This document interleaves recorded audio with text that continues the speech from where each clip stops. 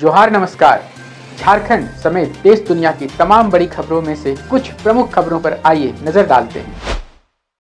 जोहार दर्शकों, स्वागत है आपका आज के ताज़ा समाचार बुलेटिन में। हम आपके लिए लेकर आए हैं झारखंड और देश दुनिया की 35 महत्वपूर्ण बड़ी खबरें। तो चलिए बिना देर किए शुरू करते हैं। सबसे पहले बात झारखंड की। झारखंड में इन दिनों भीषण शीतलहर और बर्फीली हवाओं का प्रकोप जारी है, जिससे लोहरदगा में न्यूनतम तापमान गिरकर 4.1 डिग्री सेल्सियस तक पहुंच गया है। मौसम विभाग ने रांची और पलामू समेत 15 जिलों में घने कोहरे को लेकर येलो अलर्ट जारी करते हुए लोगों को विशेष सावधानी बरतने की सलाह दी है। आने वाले दिनों में तापमान में और गिरावट आने की संभावना है, जिससे फिलहाल ठंड से राहत मिलने की उम्मीद कम जताई गई है। रांची के धुरवा इलाके से लापता भाई बहन की बरामदगी की मांग को लेकर स्थानीय लोगों ने मंगलवार को शहीद मैदान के पास विरोध प्रदर्शन किया। मामले की गंभीरता को देखते हुए एसएसपी राकेश रंजन और ग्रामीण एसपी ने परिजनों से मुलाकात कर घटना की विस्तृत जानकारी ली और त्वरित कार्रवाई का भरोसा दिलाया। पुलिस ने बच्चों की तलाश के लिए विशेष टीमें गठित की हैं, जिन्हें अलग अलग शहरों और सार्वजनिक स्थलों जैसे रेलवे स्टेशन और बस स्टैंड पर भेजा गया है। एसएसपी के ठोस आश्वासन के बाद स्थानीय लोगों ने अपना प्रदर्शन समाप्त कर दिया और अब पुलिस इस मामले को प्राथमिकता देते हुए लगातार छानबीन कर रही है। साहिबगंज के नींबू पहाड़ पर अवैध खनन मामले की जांच के लिए सीबीआई की टीम ने मंगलवार को छोटू यादव और पवित्रा यादव के क्रशर ठिकानों पर छापेमारी की। जांच एजेंसी ने मौके पर पहुंचकर मशीनों, दस्तावेजों और रिकॉर्ड की गहन पड़ताल की ताकि नियमों के उल्लंघन और अवैध आर्थिक लेनदेन का पता लगाया जा सके। इस कार्रवाई से इलाके में हलचल बढ़ गई है और उम्मीद जताई जा रही है कि आने वाले दिनों में अवैध खनन के पूरे नेटवर्क का खुलासा हो सकता है। राज्यपाल संतोष कुमार गंगवार की अध्यक्षता में हुई सैनिक कल्याण निदेशालय की बैठक में दीपाटोली युद्ध स्मारक को पर्यटन स्थल के रूप में विकसित करने और गोड्डा में नया सैनिक स्कूल खोलने के प्रस्ताव पर महत्वपूर्ण चर्चा की गई। बैठक में शहीदों के आश्रितों की सहायता राशि बढ़ाने, अग्निवीरों को राज्य पुलिस में रोजगार देने और जनजातीय युवाओं के लिए सैन्य प्रशिक्षण केंद्र खोलने जैसे लोक कल्याणकारी निर्णयों पर जोर दिया गया।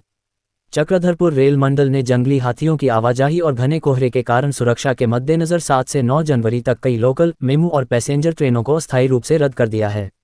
रेलवे ने यात्रियों से अपील की है कि वे असुविधा से बचने के लिए यात्रा पर निकलने से पहले हेल्पलाइन या आधिकारिक वेबसाइट के माध्यम से अपनी ट्रेन की स्थिति की जांच जरूर कर लें। लोहरदगा में कोयल नदी के रेलवे पुल के क्षतिग्रस्त होने के कारण रांची लोहरदगा रूट पर ट्रेन सेवाएं मार्च के अंत तक ठप रहेंगी, जिसकी मरम्मत के लिए रेलवे ने सॉइल टेस्टिंग और पिलर मजबूतीकरण का काम शुरू कर दिया है। यात्रियों की सुविधा के लिए मेमू ट्रेनें अब केवल इरगांव हॉल तक चलेंगी, जहां से लोहरदगा तक के सफर के लिए रेलवे द्वारा बस सेवा उपलब्ध कराई जाएगी। इस वर्ष दिल्ली में आयोजित गणतंत्र दिवस परेड में गुमला की सुषमा नाग के नेतृत्व में 30 कलाकारों का दल झारखंड की प्रसिद्ध करसा लोक नृत्य शैली की झांकी प्रस्तुत करेगा। भारत सरकार के आमंत्रण पर होने वाली यह प्रस्तुति राष्ट्रीय मंच पर झारखंड की समृद्ध सांस्कृतिक परंपरा और सभ्यता को प्रदर्शित कर राज्य को गौरवान्वित करेगी।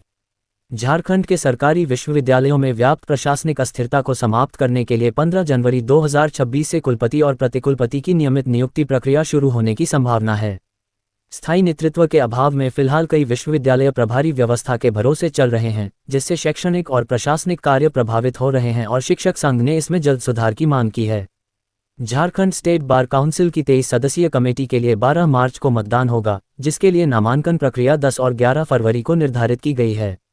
इस चुनाव में महिला वकीलों के लिए 7 सीटें आरक्षित रखी गई हैं और लगभग 18,000 वकील सुप्रीम कोर्ट की गाइडलाइन के अनुसार अपने मताधिकार का प्रयोग करेंगे। झारखंड हाई कोर्ट के आदेश के बाद एसीबी ने रिम्स की 7 एकड़ से अधिक अधिग्रहित जमीन पर हुए अवैध कब्जे और अतिक्रमण के मामले में प्राथमिकी दर्ज कर जांच शुरू कर दी है।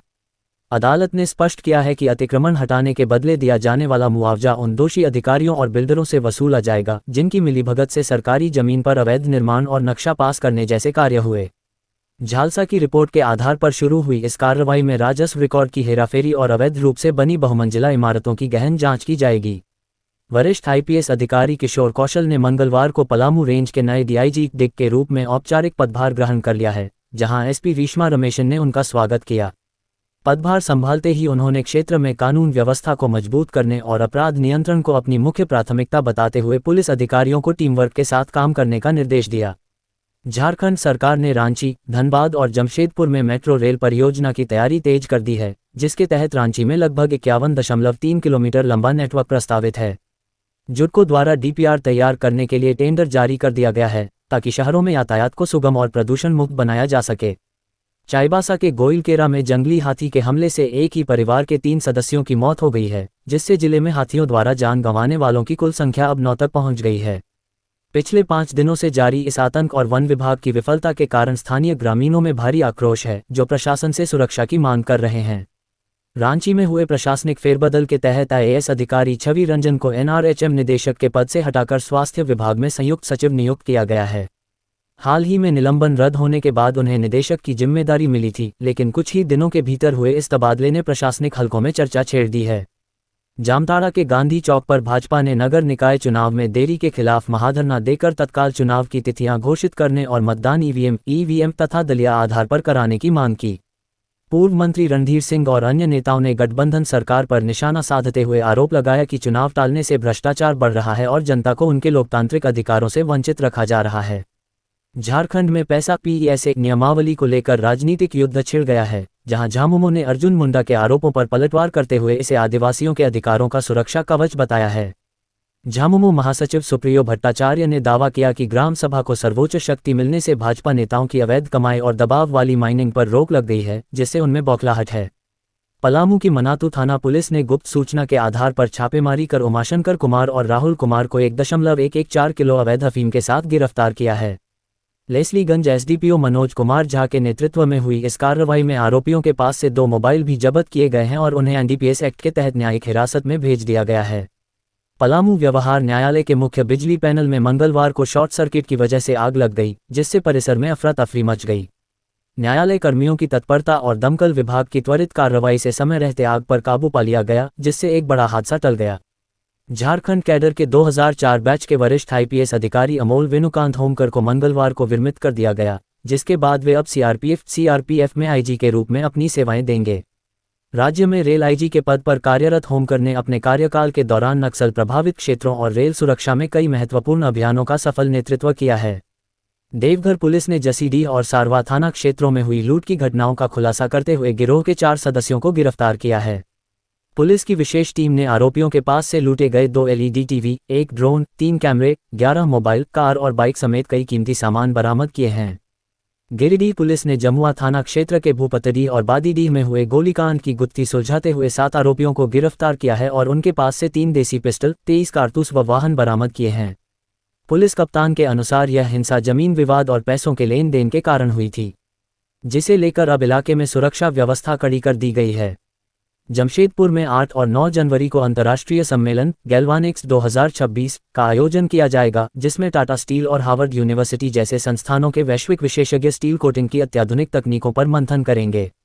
इस 2 दिवसीय कार्यक्रम का मुख्य उद्देश्य टिकाऊ विकास, जंग प्रतिरोध और भविष्य की तकनीकी चुनौतियों के समाधान के लिए वैश्विक विशेषज्ञों, उद्योगों और शिक्षाविदों को एक साझा मंच प्रदान करना है। घाटशिला के बैंक कॉलोनी में मंगलवार को 2 ठगों ने तंत्र मंत्र और भविष्य बताने का झांसा देकर वायुसेना से सेवानिवृत्त महिला के सोने के गहने ठग लिए और मौके से फरार हो गए। पीड़िता ने पुलिस पर सूचना के बावजूद देरी से पहुंचने का आरोप लगाया है, जिससे सीसीटीवी फुटेज के जरिए आरोपियों की तत्काल पहचान और गिरफ्तारी की कोशिशों में बाधा आई। रांची के उपायुक्त मंजुनाथ भजंत्री ने जनता दरबार के माध्यम से भूमि विवाद सहित अन्य जन समस्याओं को सुना और अधिकारियों को उनके त्वरित व पारदर्शी निष्पादन के निर्देश दिए। इस दौरान राष्ट्रीय जतरा महोत्सव के आयोजकों ने भी उपायुक्त से मुलाकात कर 31 जनवरी से मोरहाबादी मैदान आवंटित करने का अनुरोध किया, जिस पर उन्होंने सकारात्मक विचार करने का आश्वासन दिया।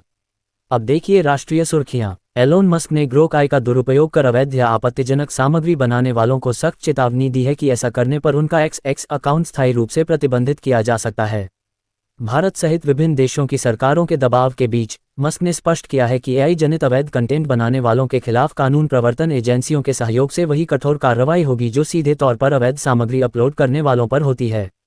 अमेरिका द्वारा वेनेजुएला पर की गई कार्रवाई के बाद उपराष्ट्रपति जेडी वेंस के ओहायो स्थित आवास पर एक संदिग्ध ने तोड़फोड़ की, जिसे पुलिस ने हिरासत में ले लिया है।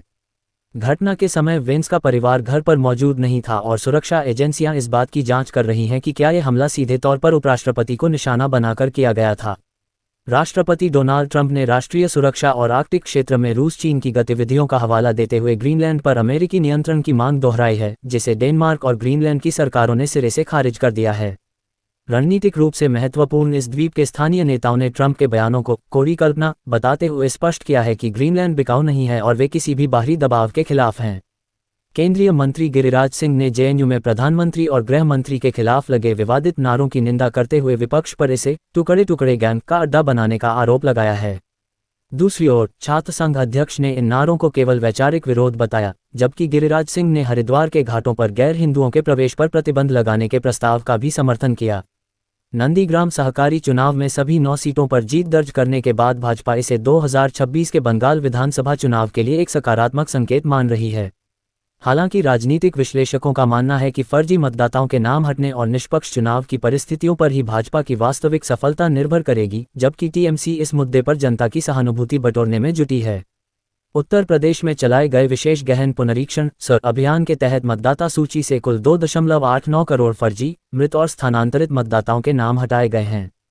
चुनाव आयोग ने प्रभावित लोगों को 6 फरवरी 2026 तक दावे और आपत्तियां दर्ज कराने का अवसर दिया है, जिसके बाद 6 मार्च को अंतिम मतदाता सूची जारी की जाएगी। कोटा के प्रताप नगर में चोरी की नीयत से रसोई के एग्जॉस्ट फैन के छेद में घुसा एक चोर बीच में ही फंस गया और करीब 1 घंटे तक उसी अवस्था में अटका रहा।